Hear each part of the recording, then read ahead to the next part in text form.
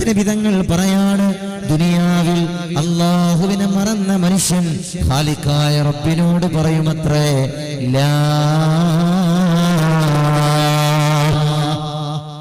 ഇല്ലനാഥ, ഞാൻ ആലോചിച്ചിട്ടില്ല, ഇങ്ങനെയൊരു വിചാര ദിവസത്തെ കുറിച്ച് ഞാൻ ചിന്തിച്ചിട്ടില്ല. ഞാനിങ്ങനെ ദുനിയാവിൽ നീ നൽകിയ അനുഗ്രഹങ്ങളിൽ അഭിരമിക്കുകയായിരുന്നു.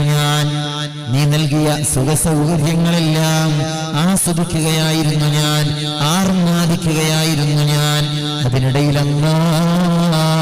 ഇങ്ങനെയൊരു വിചാര ദിവസത്തെ ഞാനങ്ങ് മറന്നുപോയി.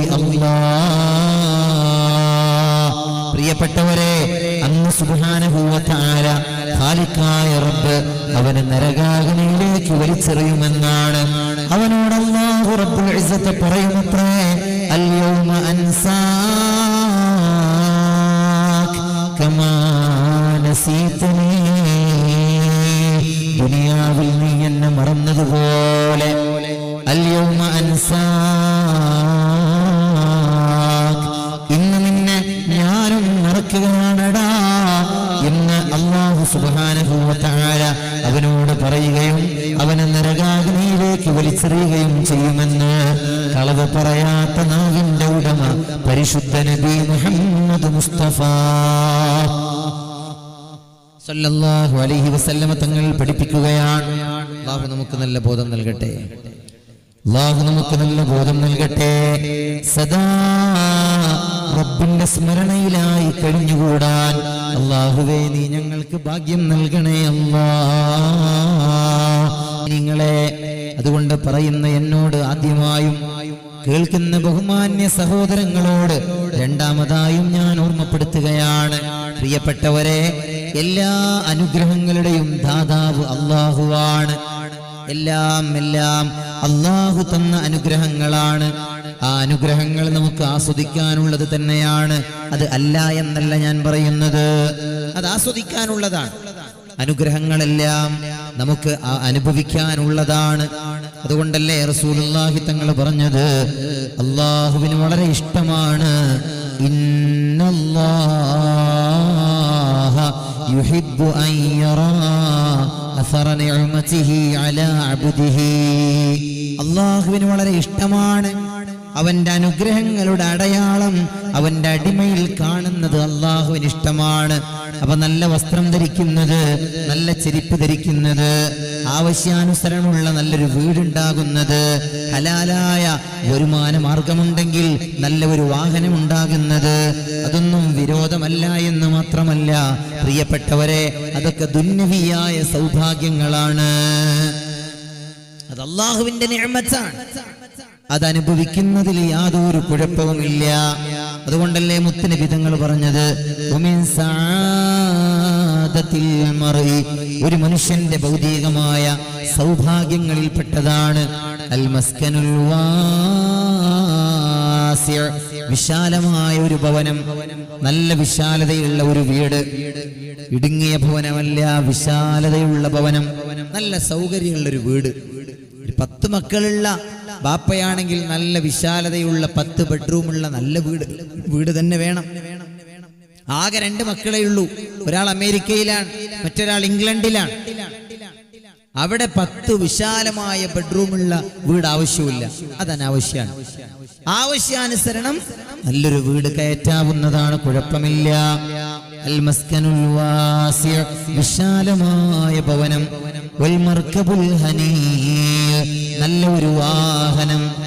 വൽ മർഅതു സ്വാലിഹ, ഒരു സ്വാലിഹത്തായ, എല്ലാ ഇസ്ലാമികമായ അല്ലാഹുവുമായി ബന്ധപ്പെട്ട മതപരമായ കാര്യങ്ങളിൽ നിന്നെ സഹായിക്കുന്ന നല്ല ഒരു ഭാര്യ. അതുപോലെ വൽ ജാറുസ് സ്വാലിഹ്, ഒരു നല്ല അയൽവാസി, ഗുണകാംക്ഷിയായ, നിന്റെ നന്മ ആഗ്രഹിക്കുന്ന ഒരു നല്ല അയൽവാസി. ഈ 4 കാര്യം ഒരാൾക്കുണ്ടായാൽ അത് മിൻ സആദത്തിൽ മർഇ, അതൊരു മനുഷ്യന്റെ ഭൗതികമായ സൗഭാഗ്യമാണ് എന്ന് റൂഹി ഫിദാ നബി മുഹമ്മദ് മുസ്തഫ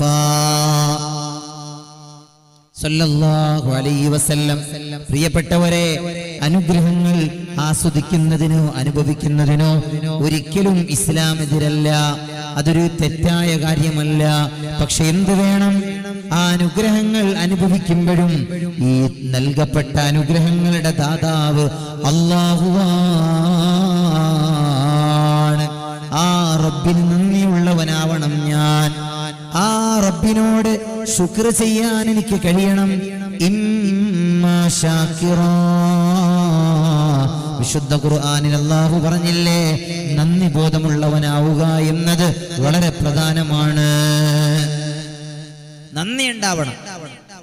നന്ദിയില്ലാതെ അല്ലാഹു സുബ്ഹാനഹു വ തആല നൽകിയ അനുഗ്രഹങ്ങൾ അനുഭവിച്ച്, അവൻ നൽകിയ അനുഗ്രഹങ്ങളിൽ ആർമാദിച്ച്, കളിച്ചു മതിച്ച് രസിച്ച് നടന്ന് അല്ലാഹനെ മറന്ന് നിസ്കരിക്കാതെ തോന്നിയതുപോലെ നടന്നാൽ, പ്രിയപ്പെട്ടവരെ, അവർ നാളെ ഖാലിഖായ റബ്ബിന്റെ ഭയാനകമായ വിചാരണയും അതിഭയാനകമായ കഠിനമായ ശിക്ഷയും അവർ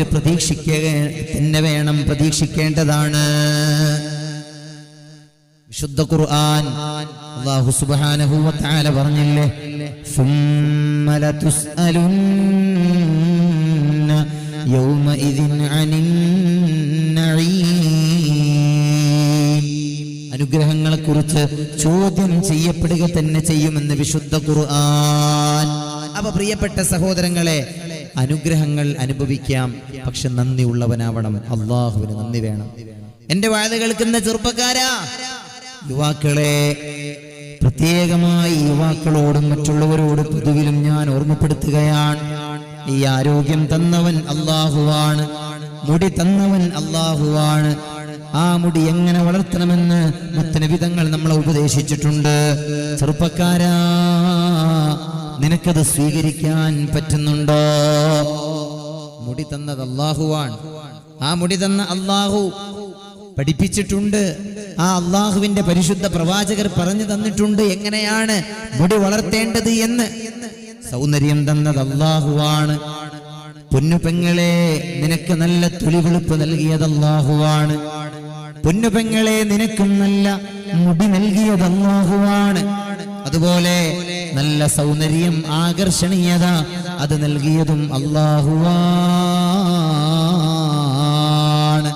എന്നിട്ട് ആ അല്ലാഹു സുബ്ഹാനഹു വ തആല നിന്നോട് പറഞ്ഞിട്ടുണ്ട്, നിനക്ക് നൽകപ്പെട്ട സൗന്ദര്യം അത് ഇന്ന ആളുകളെ കാണാൻ പാടുള്ളൂ, ഇന്ന ആളുകൾക്ക് കാണാനുള്ള അനുമതിയുള്ളൂ, മറ്റുള്ളവരത് കാണാൻ പാടില്ല, നിങ്ങളവരെ കാണിക്കാനും പാടില്ല. എത്രയോ പുരുഷന്മാരുടെ വികാര വിചാരങ്ങളെ ഇക്കിളിപ്പെടുത്തി അവരെ ആകർഷിപ്പിച്ചുകൊണ്ട് നടന്നു പോകുന്ന ഉമ്മമാരില്ലേ, പ്രിയപ്പെട്ട പെങ്ങന്മാരില്ലേ? വളരെ സ്നേഹത്തോടെ ഞാൻ ഓർമ്മപ്പെടുത്തുകയാണ്, അരുത് പെങ്ങളെ,